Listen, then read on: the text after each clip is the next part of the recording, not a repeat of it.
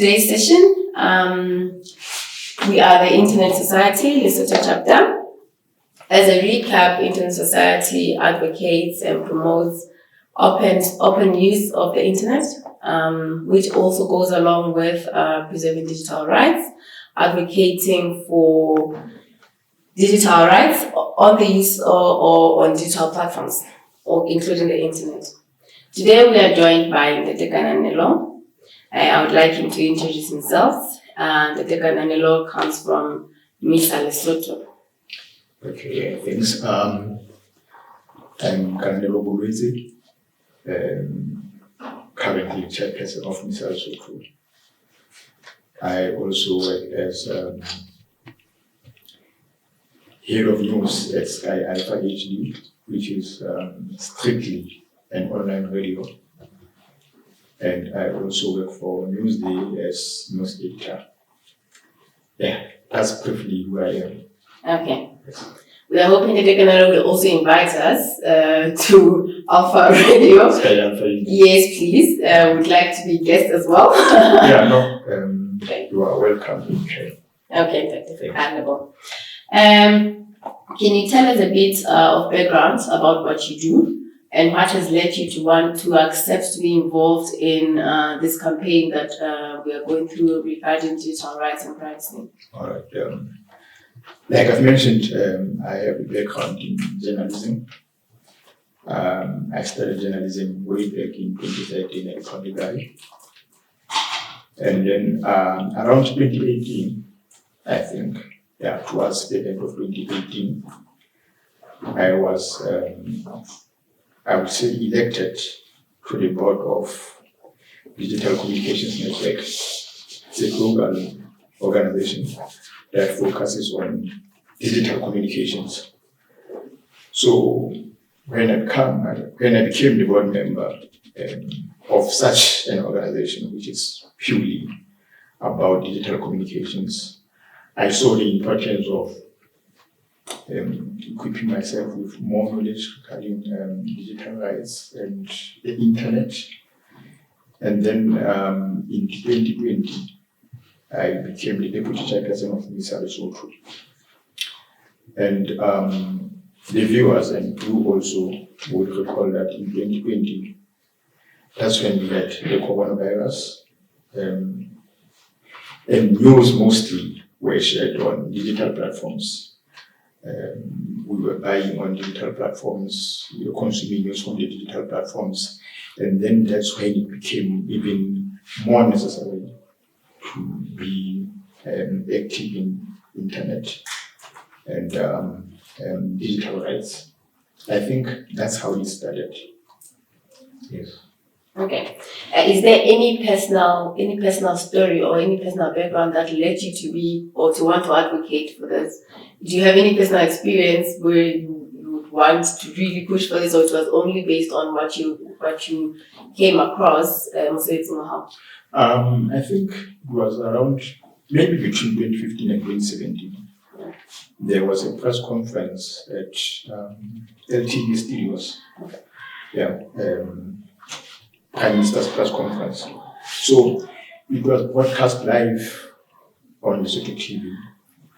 So when the journalists were asking questions, that means they were live on TV. Yeah. The viewers from home could see who was asking the question. And the viewers absolutely know the journalists' names, but they cannot maybe match a name to a certain place. Yes. So later, when I got home, when I was logging onto Facebook, I saw in one of the groups some political activists or political friends discussing one of the journalists who asked the question during the press conference. So she was a very popular journalist, a radio journalist then. So they were saying, okay, this girl, speaks a lot, talks a lot, but look at how she looks. Okay. Yes, yeah. So I felt very offended by that and wondered how that could be stopped or how her rights could be protected online because they were showing so many nasty things. Insensitive content. Insensitive content, yes. Yeah. So it was happening on Facebook. Yeah. So it's one of the incidents that I will always remember. Yes. Okay. So you talked about things that happened in the past. What are the most pressing digital privacy issues that you think we are facing currently? Yeah. I think the major one is surveillance. Okay. Yeah. We leave so much personal information on the internet. And people who use that information are able to create very detailed profiles about us. And these profiles are shared with maybe advertisers, or they are used for targeted marketing. You'll see that maybe when we're on Facebook, there will be certain adverts that you see, or when we're on X, there will be some certain advert that you see. That's because these people have your information, and then they are using that information maybe to target with some adverts, unwarranted adverts. Someone could say it's a good thing, because if I like a certain product, why do I want to be told about others? I would say it helps. Someone would say it's a good thing. I really want to see things that I relate to. How is that bad? Yeah, but then someone created your profile and then sold it to somebody else, or gave that information to somebody else without your consent. Okay. Yes, I wouldn't have a problem with customized advertising if it was done by first seeking my consent. Okay. Yes. So I think even now the government, or some government, maybe not the Lesotho government, we are not at that stage, but I think some certain governments could trace your activities online using the information that would have been on the internet. For example, there are some websites which when you visit, they want to say, allow us to maybe to track your usage, your location, and other things. Yes. So then there are cyber threats. We have passwords. We have our debit card numbers. They are on the internet, and this is information that could be taken by someone else and use it in a way that could jeopardize you in a way. Yeah. So I think those are major part at the moment: cybersecurity threats, surveillance, creation of profiles, or we could say your identity theft. Yeah. Yes, identity theft. Okay. Yes. Okay. Have there been any data breaches currently, whether in Lesotho or where you've been exposed or wherever, and how, based on those or any data breaches that we've suffered or that you've seen recently, how does that impact consumer privacy or end users' privacy? I can make an example,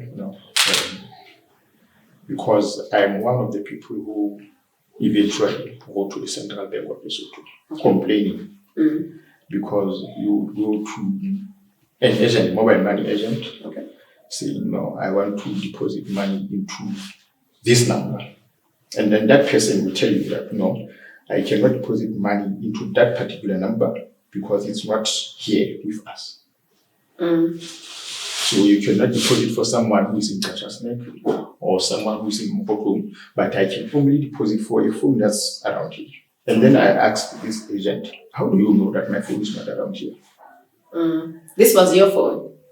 It was the number you gave? I gave the number, and then this person said, no, I cannot deposit into this number because it's not around here.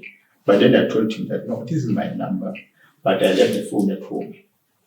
So now I want to deposit money into my account so that when I get home, I can buy electricity. So that person said, your phone is not around here. So I was very worried.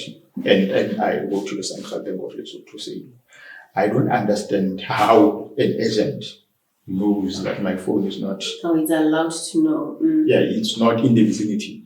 So I think that was a data breach. Okay. I think one company was allowing another company to access my location. Yeah, no, it's just an assumption. Yeah. So it could have been mandated for the service. Yes, could have been, yeah. So I wrote to the central bank because I think central banks regulate mobile money. Oh, because it was a financial service. It was a financial service to ask how is it possible that an agent knows that my phone is not in his vicinity. So I think that's the data breach or an alleged data breach that I can mention. And it led to me losing trust in those companies. Okay. Where you were seeking service? The agent, because the agent is just an agent. Okay. Yes. I lost confidence and trust in the actual service provider. Okay. Well, what would you want to see improved in that regard for that specific incident? What would have made it better? Would it have been the service provider coming forth and say to you as a customer, not only you or their customer base, to say, we are going to use your location, or we are going to identify somebody with a number plus location? Would it have made it better?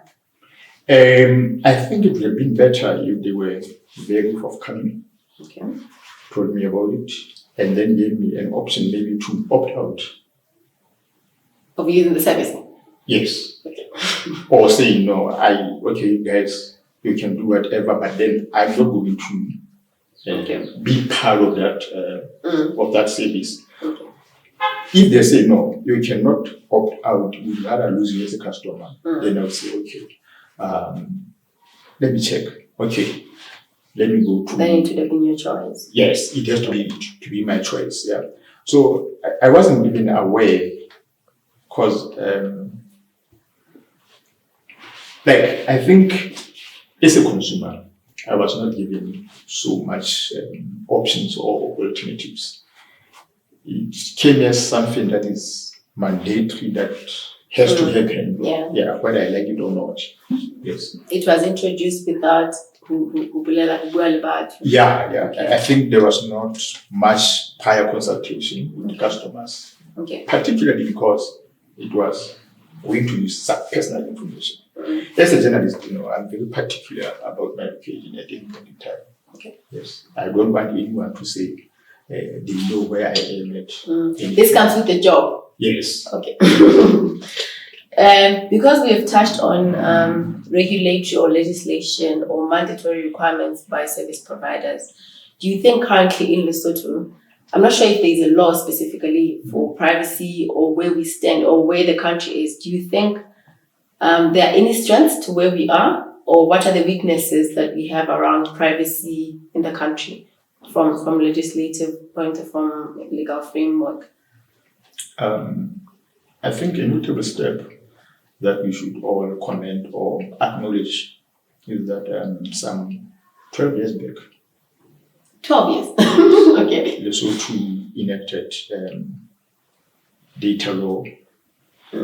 I don't want to mention the title in full because I might get it wrong, but it was around 2012. Yeah. But very disappointingly, 12 years later, that law is not being enforced, I could say, because it mandates that there should be data protection commission, but then 12 years later, we don't have. We didn't have that commission, and that commission was going to ensure that there is compliance with that law. So, in the absence of that commission, then there is no compliance. Yeah. I think that's the major weakness. I'm not in a position to criticize or scrutinize that law because it's not being enforced. If it were being enforced, it could be easier for me to say, no, there's some gaps here, or there's some weaknesses here, or there's some strengths here. Yeah, we need to improve here. But then, if it's not being enforced at all, then it becomes very difficult to say whether it's a good law or it's a bad law. So maybe what we should do is to encourage or push to ensure that that commission is established and that law is enforced and then it's compliance. Okay. So we can't even talk about how to evolve it if we haven't enforced it yet. No. We need to start to enforce it and then we'll grow from there. We'll go from there, yeah. Because I think when we enforce it, that's when we're going to be able to see if it has some weaknesses. Okay. Because we also talked about a service provider where you have had a personal encounter and we are not comfortable with how they're enforcing consumer privacy. What role do you think corporations should do in order to protect, or what role should they play in protecting consumer data? First of all, if there's law, then they have an obligation to comply with that law. Okay, but now I do understand. I apologize. I do understand what you mean, that if there's a law, but we are talking about how that is not enforced yet. Can we look into what can they do, even in the absence of this law being enforced, or in the absence of a commission to foresee or to ensure compliance? What can they do? What role can they do? Can they play? Yeah. I think, first of all, it would be to sensitize the public. They shouldn't take advantage of the people who don't know, or say, no, maybe let's let them be so that they can take advantage of them. They should lead some educational campaigns. Even if there are no laws, but they should maybe try to comply with acceptable international standards. Okay. Yes. And as part of their, I think, corporate social investment or initiatives, they should be able to work with organizations such as Internet Society to push campaigns that educate people about their digital rights. I don't even like calling them digital rights, because I think whichever rights I have now, I should human rights. My human rights, yeah.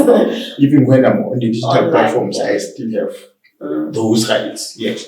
So and then they should be very transparent. Okay. Yes. They should let you know which information they are taking and for which purpose. Does that not remove their competitive advantage? Because if they are very transparent, I'm just assuming if they are very transparent about what they do or what data they collect, it opens up to their competitors or otherwise to see, oh, this is what we can do. Where do you think is a balance with that? Yeah, no, that's a very important point. But then I think we cannot compromise rights for profit. Okay. Yes. So if you are faced with two tasks or challenges, whether to protect a human right or whether to make a profit, as a moral human being, what should come first is to protect the human right. Yeah. So I don't think there will be any competitive edge, because even the competitors will still be required to do the same. Yes, they will be revealing that we are taking this information for this particular purpose. Yes. Okay. So I think transparency would go a long way, and accountability. Yes, and accountability. They should be able to account what they are doing with your information. Yeah. Okay. In conclusion, what do you think, or where do you see as a country or as a region even, where do you see us going in development of advocating for digital rights and also enforcing privacy of the consumers and digital rights or our human rights online? Yeah, as Lesotho in particular, we're still struggling even with protecting fundamental human rights that we all know about. Offline. Yes, yeah. And I think it takes us much more effort to ensure protection of human rights online. But I'm convinced we are on the right track. Yes. And now we have some even more developments like AI, which comes with many challenges, particularly. I was going to say, when you talk about AI, now I'm inclined to ask you, don't you foresee more problems for privacy with additional technologies coming? I'm afraid I might lose my job even before the end of this year. Because whatever I'm doing, editing stories, AI can do it even better. Yes. There will be challenges, but then there will be opportunities. And enhancements. Yes, and enhancements. So I think we should be able to embrace AI, use it wherever we can use it. But then don't misuse it. Yes. But I would say, if we can protect fundamental human rights as we know them, then it will be very easy to protect consumers online or in digital spaces. Because when it's a culture to respect human rights, it becomes a culture even. It doesn't matter whether you're doing it online, whether you're doing it, and I agree with you. Absolutely, yes, yeah. Okay. Thank you very much, Ntate, for your time. Any last words? No, thanks for having me. Yes, I think, when you talk about digital rights, it's one of the topics that's not much exhausted or much talked about. And I'm thankful, and I'm saying this now on behalf of MISA, that we have created such a platform. It will go a long way in educating our people about their rights as consumers and their protection online.